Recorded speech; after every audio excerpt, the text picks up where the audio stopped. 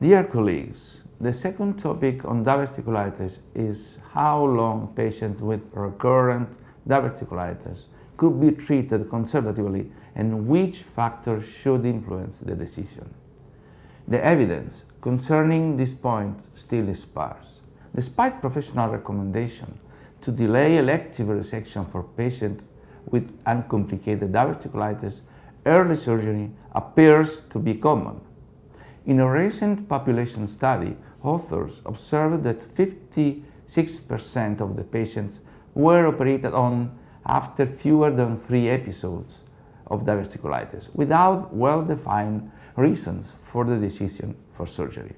As a result, the incidence of elective colectomy was high.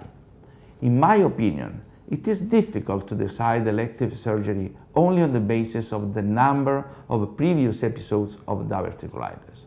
For example, it is quite different a clinical condition where a patient that presents 3 mild episodes in a long period successfully treated and without symptoms in the meantime from another patient that has presented 2 episodes of uncomplicated diverticulitis in less than 6 months with persistence of the clinical symptoms and that do not improve after the acute episode. In this last patient, a subacute or chronic diverticulitis could persist and, in addition, differentiation between subacute going diverticulitis, which has never cooled down, and the early recurrence is very difficult to do.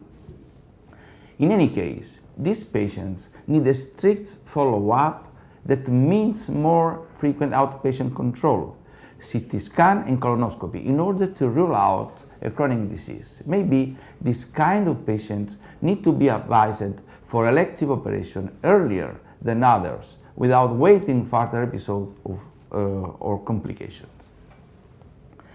In reference to other factors that could influence the decision for elective surgery like young age or presence of an abscess at the first episode, we do not consider young age or an abscess successfully treated with conservative therapy as predictive factors for the need of elective surgery. Recently, we observed that severe recurrence of diverticulitis was significantly more frequent during the first year of follow-up after severe first episode.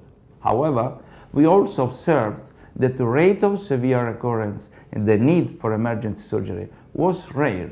This is why we think that prophylactic surgery, even in case of recovered severe diverticulitis, should be considered on a case-by-case basis. In my opinion, an important point that needs to be investigated is the detection of patients with a chronic disease. That could be a clear indication for surgery, but the method to do it has not been defined yet. Fecal calprotectin in predicting recurrence of diverticulitis could play an important role in the future, but well-designed studies are needed. Thank you very much.